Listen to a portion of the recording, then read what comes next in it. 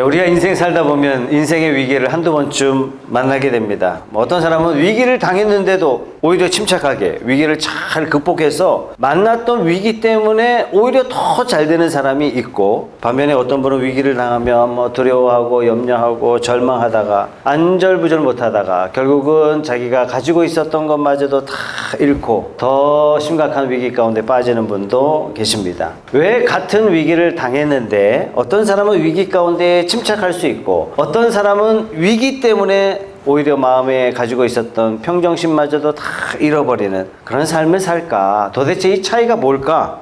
위기 가운데 침착할 수 있는 분은 어떤 분이냐? 주님을 잘 아는 분이에요. 자기 결과를 책임지고 있음을 알기 때문에 불안과 염려에 휩싸이지 않고, 잠깐은 그럴 수 있지만 금방 제자리 찾습니다. 근데 위기 가운데 당황하다가 절망하시는 분은 어떤 분이냐? 주님을 믿는 것 같은데 실제적으로 믿지 않는 분이다 하는 것을, 다시 말해서 예수님을 잘 모르는 분이에요. 아무리 오래 다녀도 그분은 모르는 분이에요. 그러니까 주님을 모르니까 주님을 의지하지 않고 자꾸 세상을 의지하다가 자꾸 넘어진단 말이죠. 그래서 오늘은 제가 위기 가운데 서신 우리 주님을 우리가 어떻게 바라보면서 우리가 처한 이 위기를 통해서 오히려 의지할 수 있는 분이 우리 주 예수 그리스도 한 분밖에 안 계신다, 이 사실을 저와 여러분들이 다 고백하는 그런 귀한 자리가 되기를 소원합니다. 우리 예수님은 어저께나 오늘이나 영원토록 동일하시다, 이렇게 말씀하셨거든요. 그렇다면 2000년 전에 위기 가운데 있었던 제자들을 건져내신 그 주님이 어떤 분이세요? 지금 나를 위기 가운데 건지실 유일한 분이 우리 주 예수 그리스도다 하는 그 표현이, 예수는 어제나 오늘이나 영원토록 동일하십니다. 이 말씀이 우리에게 주는 메시지입니다. 예수님께서 당한 위기는 지금 적들에게 포위를 당하셨어요.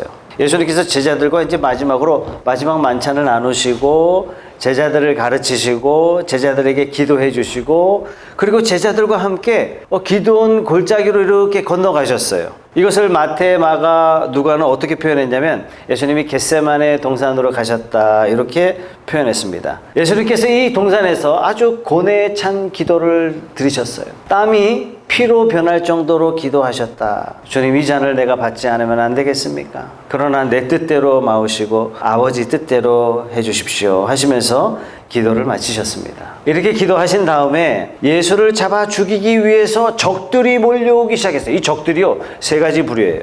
첫 번째는 로마 군인들입니다. 두 번째는 대제사장이 있었고, 세 번째는 성전을 경비하는 경비병이 있었다라고 성경은 기록하고 있습니다. 로마 군인은 그야말로 주둔군이기 때문에 무기를 들고 왔어요. 서슬퍼런 칼날을 앞세워서 왔어요. 반면에 성전 경비병들은 유대인들이기 때문에, 즉 식민 지배를 받고 있었기 때문에 칼을 들 수가 없었어요. 그래서 몽둥이를 들고 왔다, 이렇게 나옵니다. 그러면서 사람들이 등불을 켜서 예수를 잡으러 왔다, 이렇게 성경은 나오고 있습니다. 이렇게 오는 무리들을 보시면서 예수님께서 어떻게 하셨어요? 뒤로 지춤하신 것이 아니라 앞으로 탁 나서시면서 물어보셨습니다. 너희가 누구를 찾느냐? 이러니까 이 사람들이 다 뭐라 그래요? 나사렛 예수요, 이렇게 얘기하는 거예요. 예수님께서 내가 바로 그 사람이다 대답하셨습니다. 좀 우스운 장면입니다만, 내가 바로 그 사람이다 하고 탁 나서시니까 군인들이 막 겁에 질려가지고 뒷걸음질 하다가 내 발이 뒷사람의 발을 밟으면서 그 사람이 발을 띄지 못하면서 우르르 무너지는 장면이 연출되고 말았습니다. 예수님의 당당한 모습에 그냥 겁이 났던 거예요. 왜 겁났을까? 예수를 잡으러 오는 사람들은 예수를 잡으러 오면서도 누구를 잡는지 이 사람들은 알았어요. 그 마음에 두려움이 가득 찼습니다. 예수님에 대한 소문을 다 들었거든요. 수많은 병자를 고치시고 수많은 무리들이 예수님을 절대적으로 지지하며 따라가고 있고, 바다를 건너시고 귀신들이 쫓아나가지고, 심지어 죽은 사람 나사로가 살아났다는 이 소문이 갈릴리 전 지역에, 예루살렘 전 지역에 소문이 파다 있기 때문에, 우리가 예수를 잡으러 갔다가 예수님이 갑자기 말 한마디로 말미암아 잡으러 간 우리들이 다 전멸당할지도 모른다, 이런 두려움이 있었기 때문에 이들이 지금 두려워하고 있는 겁니다. 두렵기 때문에 어떻게 왔어요, 이들이? 여러분, 사람이 마음이 두려우면요, 이 두려움이 어디서 상쇄되냐면 많은 사람이 모이면 모일수록 내 마음의 두려움이 상쇄됩니다. 3절에 보면 로마 군대의 병정들과 함께 왔다, 이렇게 나오는데, 우리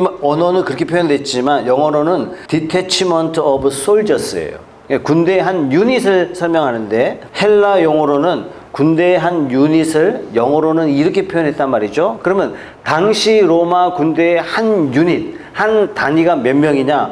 600명이에요. 자, 그러면 예수님 한 사람 잡기 위해서 600명의 군인과 성전 경비병이 대제사장과 함께 몰려온 거예요. 왜요? 왜 이렇게 많은 사람이 왔습니까? 예수님에 대한 막연한 두려움 때문에 그렇습니다. 또 한 가지, 이 사람들이 놀란 것은 예수님의 태도가 자기들이 기대했던 태도와 전혀 달랐기 때문에 두려움에 사로잡혔어요. 이 사람이 등불과, 이 로마 사람들이 등불과 횃불을 들고 가지고 왔는데 왜 이걸 들고 왔어요? 도망가면 잡으려고, 수색하려고. 유대인들은 음력을 쓰는데 6월절이니까 보름입니다. 보름인데 습한 지역이 아니라 건조한 지역이에요. 건조한 지역에 보름달이 떠 있으면 밤이 굉장히 밝단 말이죠. 사실상 등불도 횃불도 필요가 없어요. 웬만하면 다 보인단 말이에요. 굉장히 밝은 밤이에요. 그런데 왜 등불과 횃불을 가져왔느냐? 예수를 잡겠다고 하면 그 순간 예수님과 함께 제자들이 뿔뿔이 흩어져서 다 도망갈 것이다. 그렇게 생각했단 말이죠. 그러면 집 뒤에 숨어 있거나 나무 뒤에 숨어 있을 경우에 등불과 횃불을 가지고 와가지고 밝혀서 이들을 잡아오겠다. 이렇게 생각했단 말이죠. 근데 자기들의 기대와는 전혀 다르게 도망가기는커녕 예수님이 이 군인들 앞에 한 걸음 톡 나오시면서 물어보시는 거예요. 병사들이 깜짝 놀라가지고 뒤로 뒷걸음질 하다가 뒷사람의 발을 밟는 바람에 600명 중에 거의 3분의 2가 우르르 넘어지는 그런 우스꽝스러운 장면이 연출됐습니다. 자, 이런 모습 가운데 어떤 위기가 닥쳐도 동요하지 않으시고 오히려 위기를 주관하시는 예수님의 모습을 우리가 볼 수가 있어요. 어떤 위험도 어떤 위기도 우리 예수님의 마음을 흔들어 놓을 수가 없고 오히려 예수님께서 말 한마디로 닥쳐진 위기를 제압하셨습니다. 사랑하는 성도 여러분, 이런 주님이 저와 여러분의 주인 되신 걸 믿으시기 바랍니다. 우리가 어떤 위기를 당해도 어떤 때는 내 인생의 사면초가 아니야? 이럴 때 인생에 닥쳐진 문제와 위험 때문에 걱정하고 염려하고 내가 피할 곳도 없다, 의지할 곳도 없다, 도망갈 길도 없다. 여러분 인생에 이렇게 느껴질 때가 있잖아요. 그러나 여러분에게 이러한 환경이 닥쳐진다 할지라도 여러분들이 예수님 뒤에 숨기만 하면 그 어떤 것도 여러분들을 해할 수 없음을 믿으시기 바랍니다. 왜냐하면 우리 주님은요, 위기를 주관하시는 분이시기 때문에 그렇습니다. 어떠한 경제적인 핍박이 다가와도 여러분을 미워하고 싫어하는 사람이 없는 말을 지어낸다 할지라도 또 여러분들이 했던 말을 막 부풀려가지고 여러분들을 다시 공격한다 할지라도 여러분들이 위기를 주관하시는 예수님 뒤에 숨게 된다면 어떤 위험도 어떤 위기도 어떤 적들도 감히 여러분들을 손댈 수 없습니다. 왜 그렇습니까? 주님이 위기의 주관자이시기 때문에 그렇습니다. 왜 그렇습니까? 여러분들이 하나님의 자녀이기 때문에 그렇습니다. 군인들이 와르르 무너지니까 예수님께서 2번씩이나 너희는 누구를 찾느냐 이걸 한 번만 말씀하신 게 아니라 2번이나 물으셨어요. 2번 물으시고 2번 대답을 받으셨어요. 그들 입에서 나사렛 사람 예수요, 나사렛 사람 예수요 라고 대답을 이끌어내셨어요. 그리고 3번이나 예수님께서 내가 너희들이 찾는 바로 그 사람이다, 내가 그 사람이다, 내가 그 사람이다, 이 말씀을 무려 3번이나 반복해서 말씀하셨습니다. 옛날에 그냥 지나갔는데 왜 같은 말을 반복하셨을까? 왜 같은 질문을 2번이나 말씀하셨고 같은 대답을 2번이나 하셨고 왜 예수님이 자신을 3번이나 내가 그다 이렇게 말씀하셨을까? 아하, 여러분 몇 명이 왔다고요? 600명 이상 왔어요. 이 군중 심리라는 게 있거든요. 군중이 많이 모이면 모일수록 어떻게 돼요? 쉽게 흥분해요. 그죠? 이성을 잃어버립니다. 마구 행동합니다. 또 제자 입장에서는 제자 12명 꼬장 모여있는데 몇 명이 달려왔어요? 600명 이상이 몰려와서 자기들 잡겠다고. 어쩌면 제자들 마음에 두려움이 깊이 엄습했을 겁니다. 다시 말해서 제자들이 기겁했을 거예요. 600명이 몰려왔어요. 그래서 예수님께서 반복되는 질문과 대답을 통해서 지금 600명의 군중 심리에 오직 예수님만 바라보도록, 오직 예수님에게만 집중되도록 내가 그다, 너희가 누구를 찾으러 왔느냐 계속해서 질문하시고 내가 바로 그다 이렇게 말씀하시면서 자기에게 집중시키셨어요. 이것을 통해서 제자들의 마음에도 우리를 잡으러 온 게 아니구나 하는 안심을 주시려고 했던 것 같습니다. 9절 말씀입니다. 다 같이 한번 읽어보겠습니다. 시작. 이렇게 말씀하신 것은 예수께서 전에 아버지께서 나에게 주신 사람을 나는 한 사람도 잃지 않았습니다 하신 그 말씀을 이루게 하시려는 것이었다. 예수께서는 다가오는 이런 위험을 자기 한 몸으로 제자들을 보호하시고 계신 겁니다. 우리 주님께서는 위기를 주관하시는 분이십니다. 여러분들이 아무리 큰 위기 가운데 있다 할지라도 우리가 주님을 붙들고 있는 한, 우리가 주님을 바라보고 있는 동안은 어떤 위험도 어떤 위기도 여러분들을 해할 수 없음을 믿으시기 바랍니다. 요한복음 10장 28절 말씀에 이런 말씀이 있어요. 다 같이 한번 읽어보겠습니다. 시작. 나는 그들에게 영생을 준다. 그들은 영원토록 멸망하지 아니할 것이요 또 아무도 그들을 내 손에서 빼앗아 가지 못할 것이다. 주님 손에 붙잡힌 사람은 어떤 위험도 어떤 두려움도 어떤 원수도 여러분들을 상하게 할 수 없습니다. 내가 이것 때문에 내가 피해보지 않을까 걱정하지 마세요. 예수님의 손길을 지금도 변함없이 앞으로도 계속해서 여러분들을 지키시고 인도하실 줄 믿습니다. 우리 마태복음 10장 29절의 말씀 같이 한번 읽어볼게요. 시작. 참새 2마리가 한 양에 팔리지 않느냐? 그러나 그 가운데서 하나라도 너희 아버지께서 허락하지 아니있으면 땅에 떨어지지 않을 것이다. 아버지께서는 너희의 머리카락도 다 세어놓고 계신다. 그러니 두려워하지 말아라. 너희는 많은 참새보다 더 귀하다. 우리 하나님께서는 무에서 유를 창조하신 분이시고 있는 것을 없게 하시고 없는 것을 있게 하시는 분이십니다. 위기 가운데 제자들을 보호해 주시고 구원해 주셨던 우리 주님께서는 지금 나에게 아무런 큰 위험과 어떤 위기가 닥쳐온다 할지라도 우리를 지키시고 보호하시고 우리를 구원해 주실 것이라는 이 확실한 믿음이 저와 여러분의 믿음이 되기를 소원합니다. 아멘. 예수님께서는 자기 사람을 사랑하세요. 끝까지 사랑하십니다. 예수님께서는 자기 사람을 버리지 않습니다. 예수님은 자기 사람을 반드시 지켜주십니다. 예수님은 자기 사람들을 반드시 구원의 자리로 인도해 주십니다. 위기 가운데 이런 예수님 바라보시는 저와 여러분들이 다 되시길 소원합니다.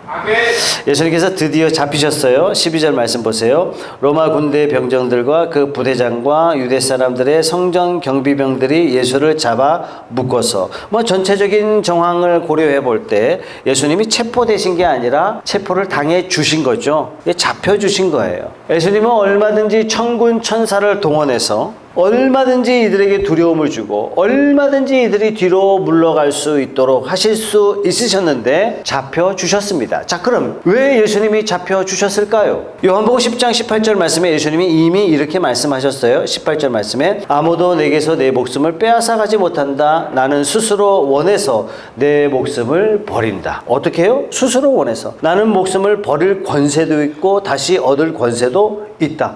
우리는 목숨이 전부 난데 예수님은 그게 아니에요. 목숨을 얻을 수도 있고 버릴 수도 있다. 그렇다면 체포당하시는 예수님의 모습은 처참한 모습, 비참한 모습, 처량한 모습, 패배자의 모습이 아니다라는 거예요. 예수님이 자기 자신에게 허락하신 거예요. 이것을 통해서 왜 허락하셨어요? 하나님의 뜻을 이루고자. 왜 허락하셨어요? 저와 여러분들을 얻기 위해서 자신을 허락하신 거예요. 우리 주님께서는 위기를 주관하시는 분이신 줄 믿으시기 바랍니다. 아멘. 우리 삶 가운데서도 하나님을 의지하고 주님을 의지하다가 주님께서 패배하시는 것 같은 이런 느낌을 받을 때가 우리가 종종 있죠. 그죠? 기도해도 응답이 없고 내가 기대했던 것보다 더 이상한 쪽으로 막 흘러가고 심한 좌절을 맛보고 실패를 맛보고 이럴 때 어떻게 합니까? 하나님, 내 기도 도대체 듣고 계신 겁니까? 처음에는 이렇게 얘기해요. 주님, 제가 뭘 잘못했습니까? 회개하려는 그런 태도가 있어요.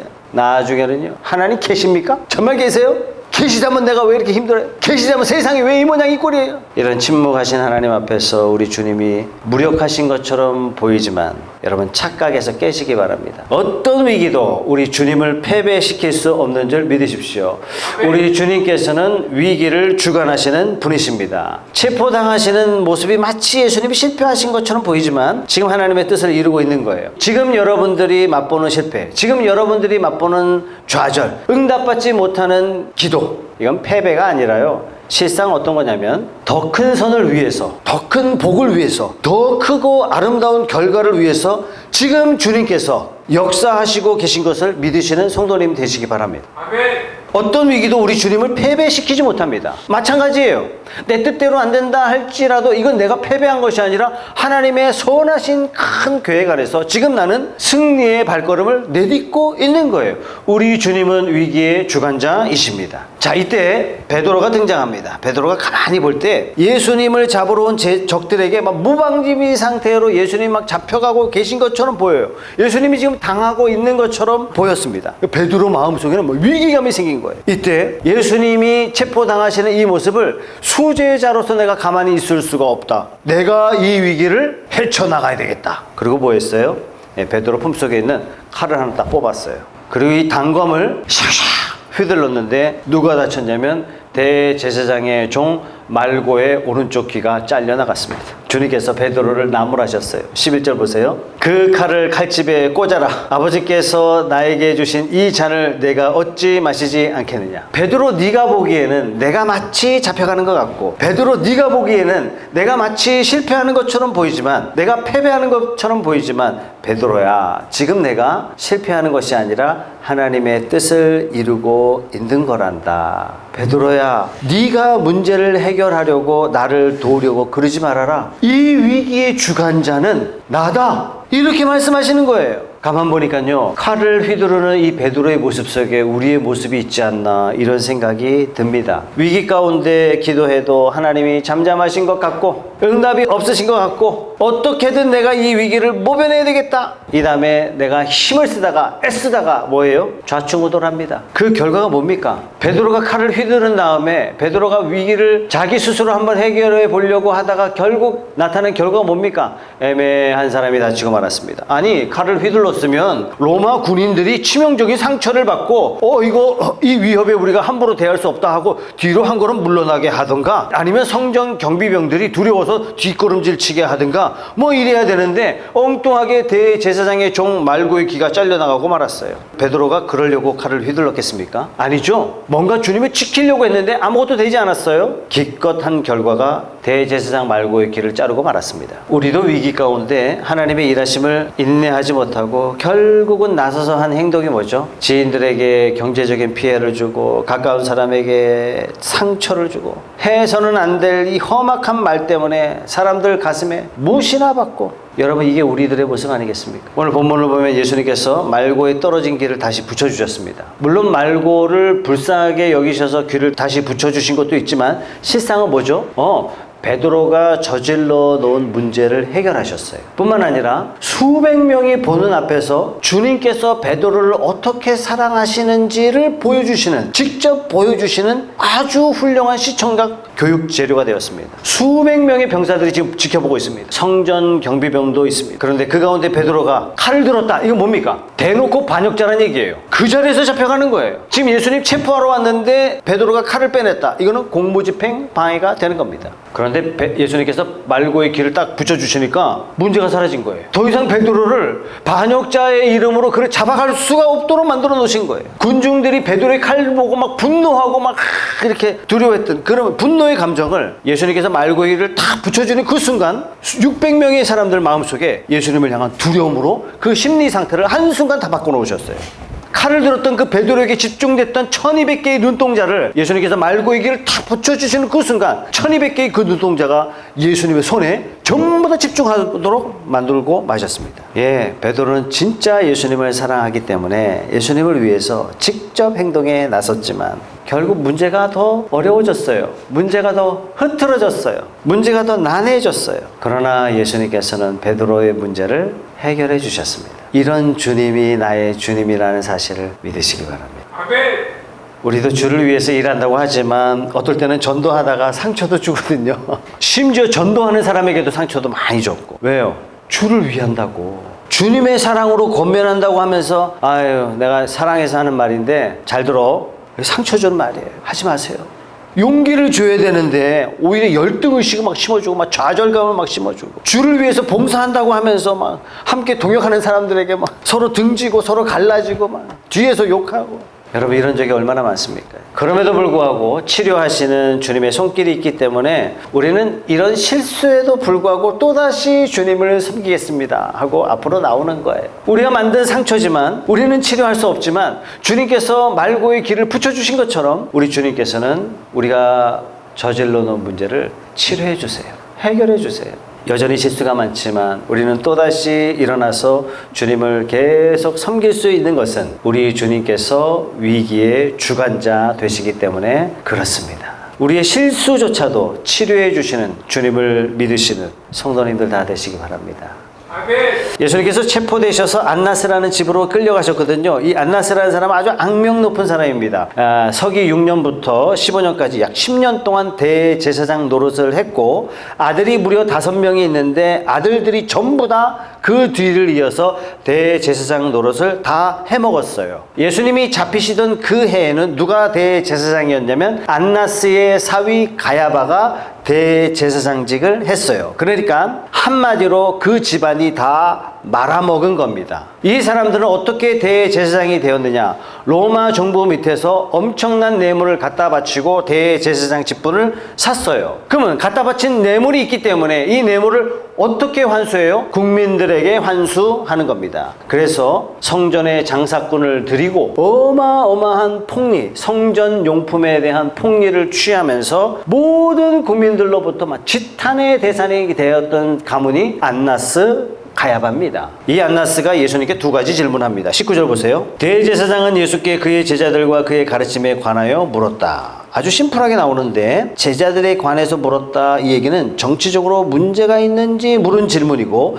그의 가르침에 관하여 물었다, 이 가르침은 이 예수가 말한 내용이 이단 사상은 아닌지 교리적으로 문제가 아닌지 질문했다, 그런 의미입니다. 이 질문에 대해서 예수님께서 이렇게 대답하셨어요. 20절 말씀 보세요.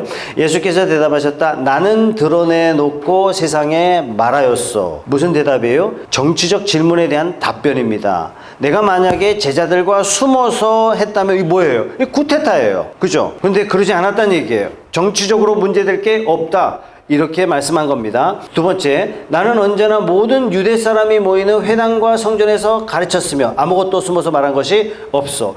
회당과 성전에서 가르쳤다. 무슨 뜻입니까? 유대인들이 가르쳤던 전통을 따라서 말씀대로 율법대로 내가 전했다. 종교적으로도 정치적으로도 문제될 게 아무것도 없다, 이렇게 질문하고 답한 겁니다. 자, 이런 신문 중에 22절 보세요. 예수께서 이렇게 말씀하시니 경비병 한 사람이 곁에 서 있다가, 경비병이 어떤 사람일까요? 대제사장에게 그게 무슨 대답이냐 하면서 손바닥으로 예수를 때렸다. 손바닥으로 어딜 때렸을 거예요? 장정이 손바닥으로 어딜 때렸을까요? 지금 예수님이 따귀를 맞으시면서도 진리를 선포하시는 모습을 지금 보고 계십니다. 자, 이제 다시 베드로의 모습이 나옵니다. 지금 잡혀가는 예수님을 따라서 결국 대제사장의 집들 안까지 베드로가 슬금슬금 뒤쫓아서 따라왔어요. 예수님의 재판 과정을 베드로가 뒤에서 이렇게 목격하고 있습니다. 이때 누군가가 베드로를 알아보고, 야, 너 예수 제자 아니야? 이렇게 물어본 거예요. 자, 질문. 너 예수 제자 맞지? 당신이 혹시 예수 제자 아닐까요? 예, 질문에도 2가지가 있겠죠, 그죠? 둘 중에 어떤 것일까요? 원어로 해석하자면 2번째입니다. 확정이 아니라, 너 혹시 예수 제자 아니야? 이렇게 물어본 질문이에요. 그런데 이 질문에, 이 가벼운 질문에 베드로가 깊은 두려움과 위기감을 가지고 화들짝 놀라서 어떻게 해요? 나는 제자가 아니요. 다른 성경에 뭐라 그랬어요? 예수를 저주했다 그랬어요. 그 질문에 예수를 저주했다 그랬어요. 그리고 다 기웁니다. 요한복음 13장 38절에 예수님께서 성만찬 때 이렇게 베드로에게 말씀해 주셨어요. 네가 나를 위하여 내 목숨이라도 바치겠다는 말이냐? 내가 진정으로 너에게 말한다. 닭이 울기 전에 너는 3번 나를 모른다고 할 것이다. 누가복음에 보면 베드로가 바깥에 나가서 어떻게 했다고요? 엉엉 울었다고요. 대성통곡하면서 엉엉 울었다고요. 왜요? 베드로는 누구보다도 예수님을 사랑한 제자였어요. 철없이 칼을 휘둘렀지만, 도대체 누가 휘두르겠습니까? 사랑하니까 용기를 낸 거 아니겠습니까? 위험을 감수한 거예요. 왜요? 베드로는 예수님을 사랑했기 때문에 내가 죽어도 좋다, 이런 마음으로 칼을 휘두른 거예요. 다른 제자들은 다 도망갔지만 베드로만큼은 안나스 뜰 안으로 몰래라도 들어왔어요. 왜? 사랑하는 스승님의 마지막에 어떻게 될지 본인이 걱정스러워서 예수님을 따라왔던 겁니다. 그렇기 때문에 예수님을 부인하고 나서, 예수님을 저주하고 나서 깊이 괴로워서 바깥에 나가서 엉엉 웁니다. 자기 자신을 향한 한탄과 끝까지 주님을 따르지 못했던 이 절망적인 눈물을 베드로는 흘리고 있는 것이 아닐까. 그래서 마구 흐느끼면서 통곡합니다. 내가 사랑하는 주님을 내가 배반하고 부인했다는 사실 때문에 베드로가 막 대성통곡하는 거예요. 더더군다나 예수님 따라다닐 때 예수님께서 이런 칭찬도 하셨잖아요. 시몬아, 너는 이제부터 반석이다. 내가 네 이름 위에 교회를 세우겠다. 어마어마한 칭찬 아닙니까? 엄청난 칭찬이에요. 엄청난 칭찬. 이건 엄청난 기대감이 있었다는 얘기 아닙니까? 그래서 더 안타깝습니다. 끝입니까? 아니죠. 이게 끝이 아니죠. 이게 끝이 아니에요. 사도행전에 보면 주님이 약속하신 대로 주님의 몸된 교회가 반석된 베드로로부터 교회가 막 세워지기 시작하고, 예수님을 부인하고 저주했던 이 베드로, 작은 위기 앞에 막 속절없이 무너지고 말았던 베드로였지만, 주님은 어떤 분이라고요? 위기의 주관자 되시는 우리 주님이 무너진 베드로를, 위기 가운데 있는 이 베드로를 세우시고, 약속하신 대로, 계획하신 대로, 비전 주신 대로 주님의 몸된 교회에 아주 중요한 터전으로 베드로를 반드시 세우시고 마셨습니다. 여러분, 이 주님이 나의 주님이라는 사실이 놀랍지 않습니까, 여러분? 성도 여러분, 혹시 베드로와 같은 그런 모습으로 계신 분 안 계십니까? 예수님 영접하실 때는 마음이 막 뜨거워서, 그래, 이제 내 인생 주님 한번 제대로 사랑하고 예수님만 섬기면서 제대로 한번 살아보자, 이렇게 결심했는데, 한 주, 두 주 지나다 보니까, 한 해, 두 해 지나다 보니까 이런 결심을 온데간데 없고, 이제는 하나님이 계신지 안 계신지도 모르고, 그저 습관화된 종교적인 이 습성 때문에 주일만 겨우 지키고, 기도한 지도 오래됐고, 성경 펼쳐본 지도 오래됐고, 기억도 안 나고, 이런 초라한 모습으로 앉아 계신 분 안 계십니까? 위기의 주관자 되신 예수 그리스도께로 돌아갑시다. 예수님 부인했던 베드로를 다시 불러 일으켜 주셔서 써주셨던 그 주님이 여러분도 다시 불러 일으켜 써주실 줄 믿으시기 바랍니다. 아멘. 옛날에는 주님, 이게 사명이군요. 주님 감사합니다. 내게 사명 주시다니 죽도록 충성하겠습니다. 최선을 다하겠습니다. 뜨겁게 섬기겠습니다. 열심히 선교하겠습니다. 이렇게 결심했는데, 지금은 이런 열심 다 사라지고 그저 남의 눈치나 보고 남들 하는 만큼 딱 그 정도만, 그저 의무감 때문에 하는 둥 마는 둥, 내 이름이 없어질까봐 마지 못해가지고 주님 섬기는 이런 패배자의 모습으로 앉아 계신 분 안 계십니까? 위기의 주관자 되시는 우리 주님이 지금 나의 이 위기를 우리 주님께 맡기기만 하면 위기를 위대한 기회로 만들어 주실 것을 믿으시기 바랍니다. 그렇게 본다면 내가 주님 바라볼 절호의 찬스라는 것을 믿으시기 바랍니다. 내가 만난 이 위기는요, 주님 바라볼 때, 주님께 돌아올 때 해결될 수 있습니다. 가정생활도 마찬가지죠. 젊은 날에 배우자를 만나서 결혼 서약할 때 다짐하잖아요. 정말 주님 원하시는 가정 만들겠습니다. 주님 원하시는 남편 되겠습니다. 주님 원하시는 아내가 되겠습니다. 이런 결심을 하고 가정을 섬기노라 이렇게 결심했지만, 오랜 세월 서로 상처 주고 받으면서 정은 온데간데 없고, 사랑이 다 식었고, 부부관계에 그냥 의무만 남아있는 이런 패배 가운데 계신 분은 안 계십니까? 위기를 주관하시는 우리 주님께 돌아갑시다. 예수님을 저주했던 베드로를 다시 찾아오시고, 다시 성령 주시고, 다시 크게 쓰심처럼 주님께서 여러분들의 가정도 주님을 섬기는, 사랑하는 가정으로 만들어 주실 수 있는 줄 믿습니다. 위기의 주관자 되시는 예수님께 돌아갑시다.